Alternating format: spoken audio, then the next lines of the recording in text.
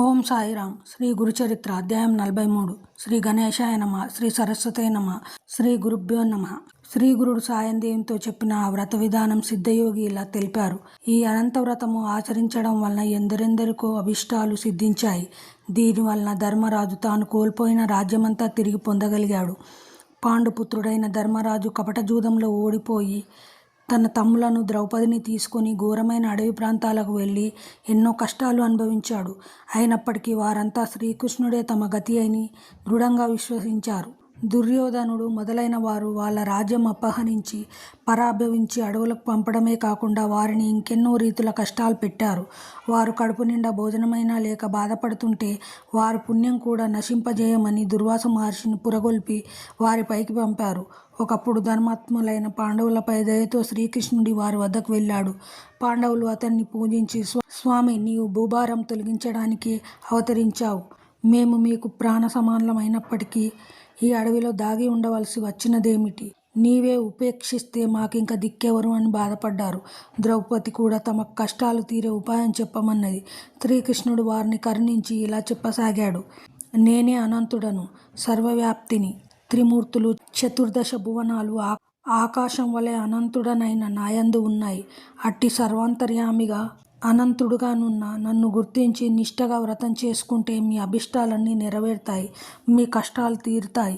ఈ అనంత వ్రతం భాద్రపద శుద్ధ చతుర్దశి నాడు మధ్యాహ్న సమయంలో భక్తితో ఆచరిస్తే మీ రాజ్యం మీకు లభించగలదు. పూర్వము కృతయుగంలో వశిష్ఠ గోత్రానికి చెందిన సుమంతుడనే ఋషి ఉండేవాడు. అతనికి సుశీల అని కూతురు ఉండేది. ఆమె జన్మించిన కొద్ది కాలానికి అతని భార్య దీక్షాదేవి చనిపోయింది. సుశీల తండ్రి వద్దనే పెరుగుతూ భక్తి శ్రద్ధలతో పూజలు చేస్తుండేది. సుమంతుడు తన కర్మానుష్ఠానికి భంగం రాకుండా ఉండేందుకు రెండవ వివాహం చేసుకున్నాడు. కానీ ఆమె గయ్యాలి. ఎప్పుడూ భర్తతోనూ సవతి కూతురుతోనూ పోట్లాడుతుండేది. కొంతకాలానికి సుమంతుడు తన కుమార్తెను వేదశాస్త్ర పారంగతుడైన కౌండిల్యునికిచ్చి వివాహం చేశాడు. కానీ అతని భార్య పెట్టే బాధలకు ఓర్వలేక కౌండిల్యుడు వేరొక చోట కుటీరంలో కాపురం ఉండదలిచాడు.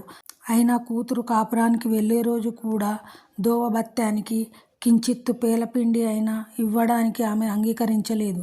ఎలాగో ఆమె చూడకుండా సుమంతుడు కొద్ది గోధుమ పిండి మాత్రం ఆమె ఆకులో కట్టి ఇచ్చి వారిని సాగనంపాడు. మరుసటి రోజు మధ్యాహ్నం ఒక ఏటి దగ్గర ఆగి కౌండిల్యునుడు స్నాన సంధ్యాదులు గావించుకున్నాడు. అక్కడ కొందరు స్త్రీలు ఎర్రని చీరలు కట్టుకొని కలశాలు పెట్టి పూజిస్తుంటే సుశీలాదేవి విచారించగా తాము అనంతవ్రతం చేస్తున్నట్లు చెప్పారు. ఆమె కోరిక మీదట ఒక ముత్తైదువ ఆ వ్రత విధానం ఇలా చెప్పింది.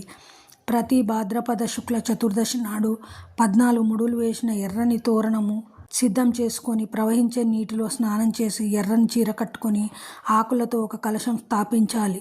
ఒక కొత్త వస్త్రం మీద గంధంతో అష్టదళ పద్మము గీసి దానిపైన దర్భలతో చేసిన సర్పాకృతి నుంచి శేషసాయి అయిన చతుర్భుజుని ద్వాదశాక్షరి మంత్రంతో గాని పురుష సూక్త విధానంతో గాని యథాశక్తి పూజించాలి. తర్వాత ఆ తోరణం కుడి చేతికి కట్టుకొని పాత తోరణం విసర్జించాలి. తర్వాత గోధుమ పిండి వంట నివేదించి దక్షిణతో సహా ఒక వేద విప్రునికి దానమియ్యాలి. తర్వాత యథాశక్తి బ్రాహ్మణులకు భోజనం పెట్టాలి.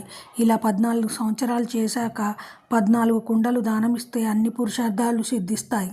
ఇలా చెప్పి ఆ ముత్తైదువ సుశీలాదేవి చేత కూడా అనంతవ్రతం చేయించింది. తర్వాత ఆమె తన భర్తతో కలిసి బయలుదేరింది. ఆ వ్రతమహిమ అన్నట్లు దారిలో ఒక పట్టణంలోని పౌరులు ఆ దంపతులకు ఎదురొచ్చి వారిని అక్కడే ఉండమని ప్రార్థించారు. అక్కడ కొంతకాలం కౌండిల్యుడు శ్రీమంతుడై సుఖంగా నివసించాడు. ఒకరోజు కౌండిన్యుడు తన భార్య చేతినున్న తోరణం చూసి, ఇదేమిటి, నన్ను వశం చేసుకోవడానికి ఈ ఎర్రటి తోరణం ధరించావా ఏమి అని అడిగాడు. అది అనంత తోరణమని, దాని మహిమ వల్లనే తమకు సిరి సంపదలు వచ్చాయని ఆమె చెప్పినా నమ్మక అతడు దాన్ని తెంచి నిప్పులో పడేశాడు. కొద్ది కాలంలో వారింట దొంగలు పడి సర్వము దోచుకుపోయారు. అప్పుడు కౌండిన్యుడు తన తప్పిదం గుర్తించి ఎలాగైనా అనంతుని దర్శించి ఆయనను శరణు పొందనిదే భోజనమైనా చేయనని శపథం చేసి అనంత అని కేకలు వేస్తూ ఒక అడవిలో వెతకసాగాడు. దారిలో ఒక చోట పూత కాయలు కాయని ఒక పెద్ద మామిడి చెట్టు చూశాడు. అదేమి చిత్రమో గాని దాని మీద ఒక్క పక్షి అయినా వాలలేదు. కౌండిన్యుడు అనంతుడు ఎక్కడా అని అడగగా ఆ చెట్టు నాకే ఆయన దర్శనం లభించలేదు అని చెప్పి నీకు కనిపిస్తే నా దుస్థితి గురించి ఆయనకు నివేదించు అని చెప్పింది. ఆ ముని మరొక చోట ఒక గడ్డి పరకనైనా కొరకని ఆవును దూడను చూసి వాటిని అడిగాడు. అవి కూడా అలాగే చెప్పాయి. మరొక చోట అటువంటి ఆంబోతే కనిపించి అలాగే చెప్పింది. ఇంకొంత దూరం వెళ్ళాక కౌండిన్యునికి 2 కొలనులు కనిపించాయి. ఒక దానిలోని నీరు మరొక దానిలోనికి ప్రవహిస్తున్నది. వాటి దగ్గర ఎక్కడ ఒక్క కొంగైనా వాలడం లేదు. అవి కూడా అనంతుని గురించి అతనికి అలాగే చెప్పాయి. తర్వాత ఒక గాడిద, ఒక ఏనుగు కనిపించి అనంతుడు తమకెక్కడా కనిపించలేదన్నాయి. చివరకు అలసిపోయిన కౌండిన్యుడు ఒక చోట కూలబడ్డాడు. అప్పుడు ఒక ముసలివాడు అతన్ని చేయి పట్టి లేవదీసి అనంతుణ్ణి చూపిస్తాను రమ్మని ఒక అందమైన పట్టణంలోని రాజభవనంలో సింహాసనం పైనున్న ఒక సుందర విగ్రహాన్ని చూపించాడు. కౌండిన్యుడు అతడే ఈ అనంతుడని తలచి అతన్ని స్తుతించి నమస్కరించాడు. అప్పుడు అనంతుడు అతనికి 4 పురుషార్థాలు, శాశ్వత వైకుంఠ నివాసము వరంగా ప్రసాదించాడు. అప్పుడు కౌండిన్యుడు తాను అడవిలో చూసిన వింతలన్నింటినీ ఆయనకు చెప్పాడు. అనంతుడు ఇలా చెప్పాడు. పూర్వము ఒక విప్రుడు విద్వాంసుడై కూడా ఎవరికీ విద్య నేర్పకుండా తన కాలమంతా శాస్త్రవాదాలతో గడిపాడు. అందుకతడు మరుజన్మలో ఆ వ్యర్థమైన మామిడి చెట్టై అడవి పాలయ్యాడు. చవిటి నేలను దానమిచ్చినవాడు మరుజన్మలో మేతమేయని పశువయ్యాడు. శ్రీమంతులై కూడా కొంచెమైనా దానం చేయని వాడు నీవు చూసిన ఆబోతుగా జన్మించాడు. ఒకరికొకరు దానమిచ్చి పుచ్చుకున్న అక్కా చెల్లెళ్ళే నువ్వు చూసిన ఆ 2 చెరువులు. క్రోధము వహించినవాడు గాడిదగాను, మదించి విచ్చలవిడిగా ప్రవర్తించినవాడు ఏనుగాను జన్మించారు.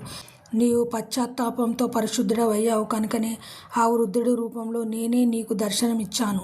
అవన్నీ పశ్చాత్తాపంతో తమ దుస్థితి నీతో చెప్పుకొని నాకు తెల్పమని నిన్ను కోరాయి కనుకనే వాటన్నింటికీ విముక్తి కలిగింది.